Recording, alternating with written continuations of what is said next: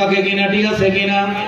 যেই মাত্র 1 মাস 1 দিন 5 মাস 5 বছর পরে যেই মাত্র ব্যাটারিটা ঘড়ির মধ্যে লাগাই দিলেন, ঘন্টার কেড়া, মিনিটের কেড়া, সেকেন্ডের কেড়া, কোন ধরনের পরিবর্তন হয় না। যেখান থেকে আছে সেখান থেকে কথা বলেন না। গরিব আছে না, গড়ি চিনেন না আপনারা?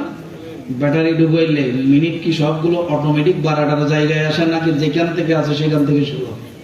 কথা বলেন। যেখান থেকে আছে, কারণ ঘড়ির রূপ কি? ঘড়ির রূপ কি? ঠিক অনুরূপ ভাবে উম্মত জেনে নাও আমি হলাম দুনিয়ার রূপ। সুবহানাল্লাহ বলেন। আমি হলাম বনি আদমের রূপ। যেই মাত্র ব্যাটারি, যেই মাত্র নূরে মুহাম্মদী উপরের দিকে চলে গেল, দুনিয়ার মানুষ জেনে নাও সম্পূর্ণ দুনিয়া আল্লাহ ঘড়ির কাঁটার মতো যেখানে যাচ সেইভাবে আমার আল্লাহ রেখে দিয়েছেন।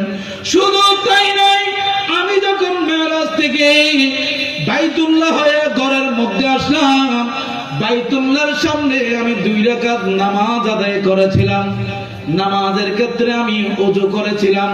ওযুর পানি আমি যেইভাবে যাওয়ার সময় দেখতে পেয়েছিলাম, ওযুর পানি ঢালার পরে যেইভাবে গড়ায় উপরের দিকে নিচের দিকে যাচ্ছে, ঠিক অনুরূপ ভাবে আমি রাসূলুল্লাহ সে যেখান থেকে পানি গড়াইতে দেখলাম, ওই জায়গা থেকে আবার গড়ানি শুরু হয়ে গেল। উম্মত জেনে নাও, আমি যখন আমার বিছানা থেকে উঠেছিলাম মেরাজে যাওয়ার আগে, আমি রাসূলুল্লাহ ঘুমের মধ্যে ছিলাম। সুবহানাল্লাহ বলেন।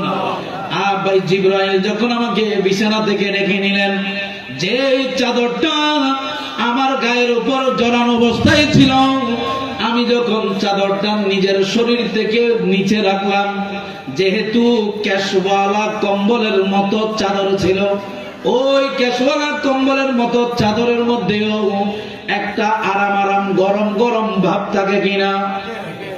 কোন একজন ব্যক্তি যদি কম্বলের ভিতরে থাকে, ওই গরম ভাবটা আমার রাসূল বলতেছে, আমি যখন এসে মেরাজের সব কিছু করার পর আল্লাহর দিদার, সালাম কালাম, নামাজ সহ সব কিছু আনার পর যখন কম্বলের কাছে আসলাম, বেডের কাছে, বিছানার কাছে যখন আসলাম, উম্মত জেনে নাও কম্বলের মধ্যে যেই অনুতপ্ত ছিল, উত্তপ্ত ছিল, গরম ভাব ছিল, সেই ভাব আমি রাসূলুল্লাহ মেরাজ থেকে 27 বছর 90,000 কালাম আল্লাহর সাথে কথা বলে ফিরে আসার পরেও ওই গরমটা পেয়ে গেলাম।